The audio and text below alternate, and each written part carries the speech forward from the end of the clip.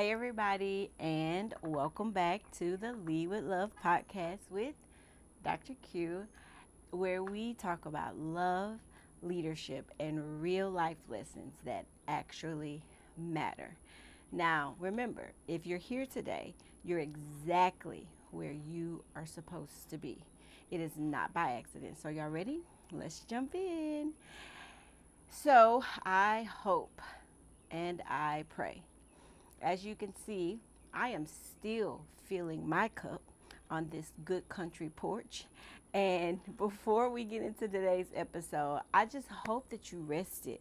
I mean that. I mean, like last week, I asked you all to close out Q2 by leading yourself with love. Do you see me on this country porch with my watermelon?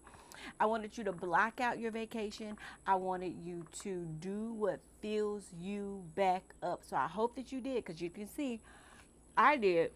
And so as we get into this next episode, I hope you're a little bit more restored than you were when you left, because what we're about to build together in Q3 is going to require your presence. All of it. I mean, every bit of it. So hopefully you took the time to refill, and welcome back. I think you're ready for this. I'm almost done refilling. I'm back to work very, very soon. So, okay, I need you to stop whatever you're doing right now. And I mean it, like stop just for a second.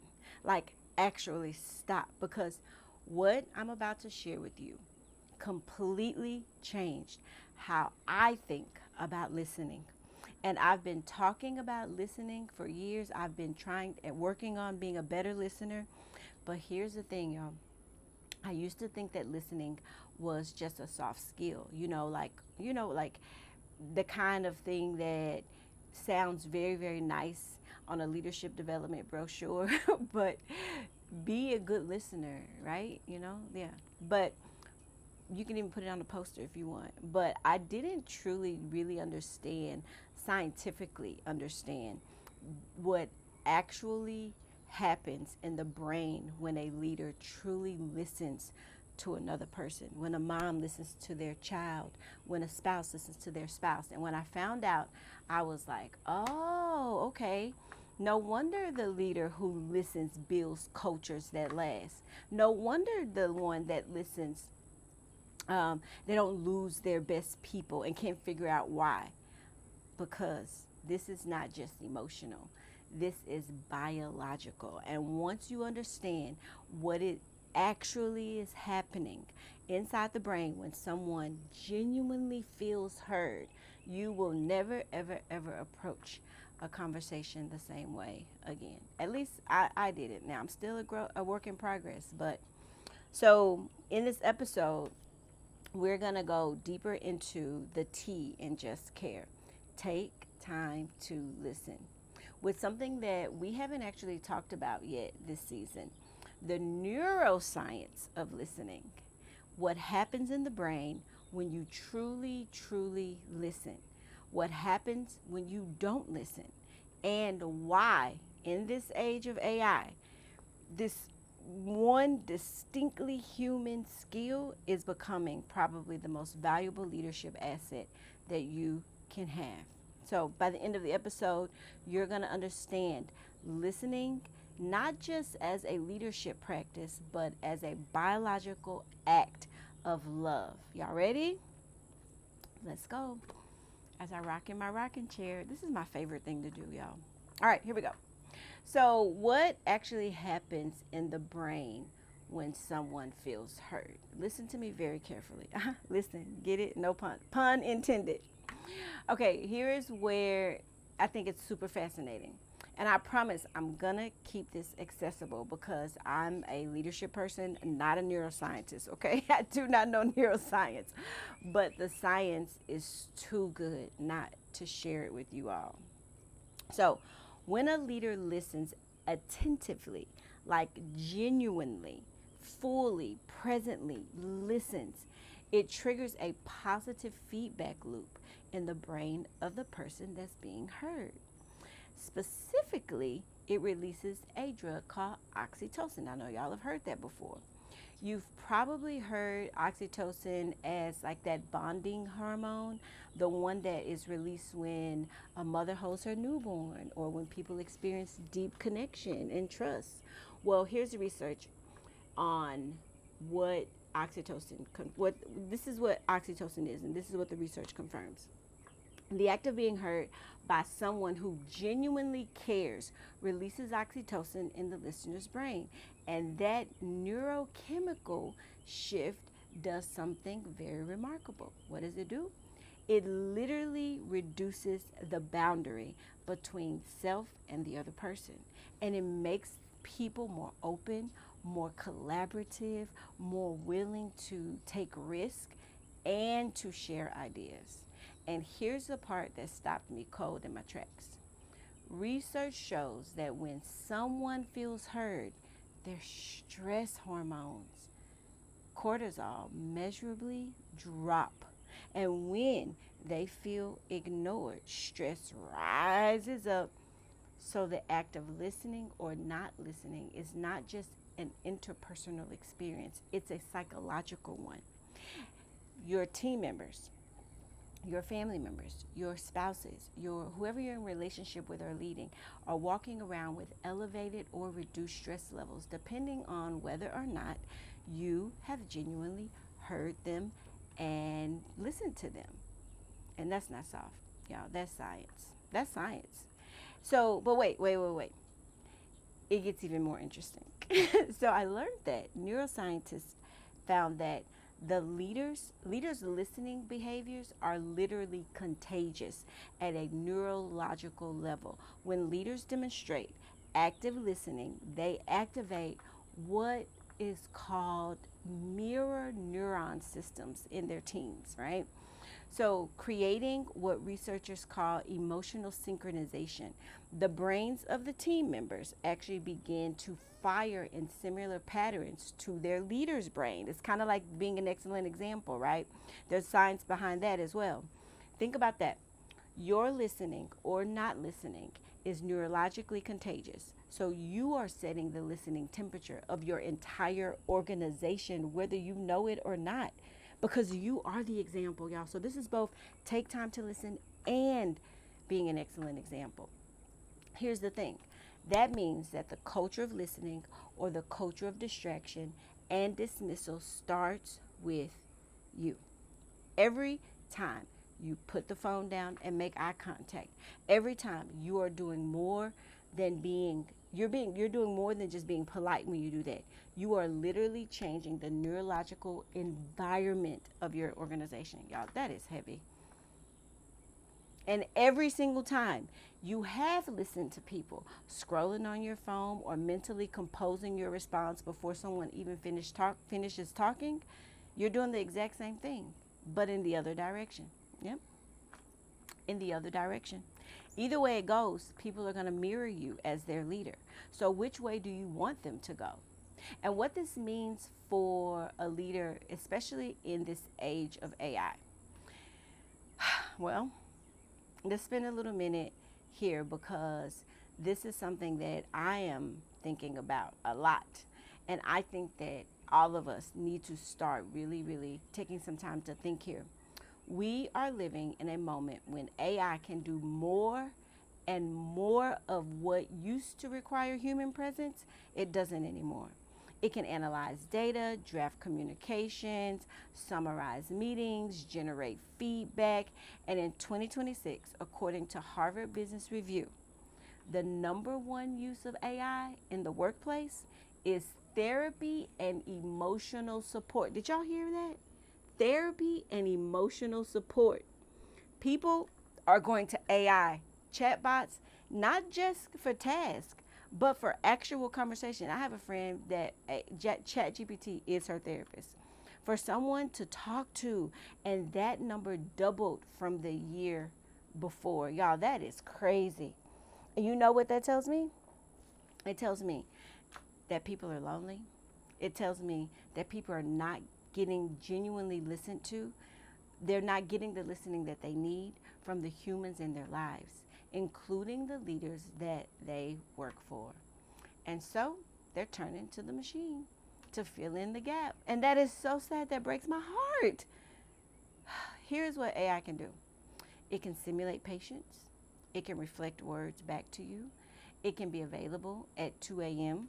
when you are spiraling about a work situation. And I'm not dismissing that, y'all. It's kind of cool. But there's a place for those tools.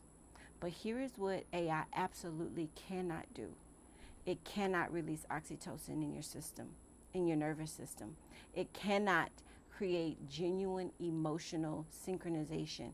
It cannot notice that your voice sounds different today, that when you walked in carrying something heavy, and that you need somebody to just stop and actually see you before the meeting gets started. Yeah, AI can't do that. That takes humanity, that takes heart, that takes intuition. And according to Fast Company machines can create and simulate empathy, but cannot feel the actual stakes of a team under pressure, or client in distress, or a workforce absorbing a major change. That is what I said before. It's discernment. That's presence. That is irreducibly human. It's humanity. And this means right now, today, your listening is your greatest competitive advantage as a leader, because the more powerful AI becomes, the more essential genuine human presence is going to become as well. Not instead of technology, but alongside it. But the presence itself, the full body oxytocin releasing, mirror neuron activating act of truly hearing another person, that can only, and I mean only, come from you, a human.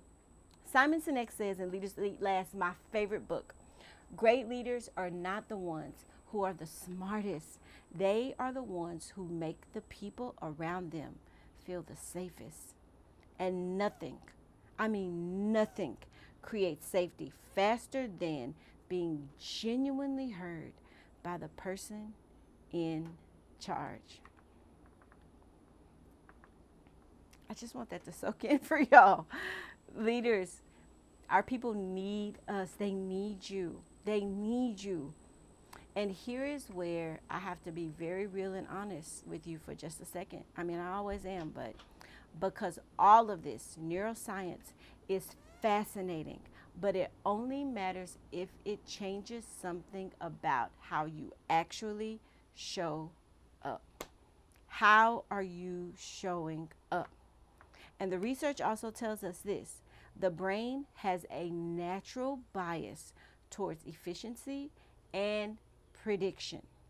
The Korn Ferry Institute calls it the brain's tendency to move on, to formulate a response before the person has finished speaking, because your brain is always trying to predict what comes next and then decide what to do about it. Okay? Did y'all catch that? It's literally the default setting of the human brain. It is not a character flaw. It is biology. But here is what that bias costs you as a leader. According to research by Gallup, employee disengagement costs the global economy $8.8 trillion annually. And one of the most consistent predictors of disengagement is feeling unheard by leadership. Not underpaid, not overworked, not overworked, but just unheard. And per the 2026 Edelin Trust Barometer, only 32% of people globally believe that the next generation will be better off.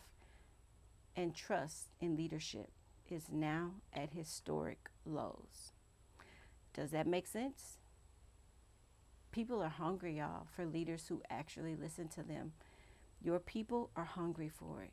And most leaders, not bad leaders, not lazy leaders, but genuinely well-intentioned leaders, are unconsciously letting the brain's default setting run the show and not them. Because it takes effort and intentionality.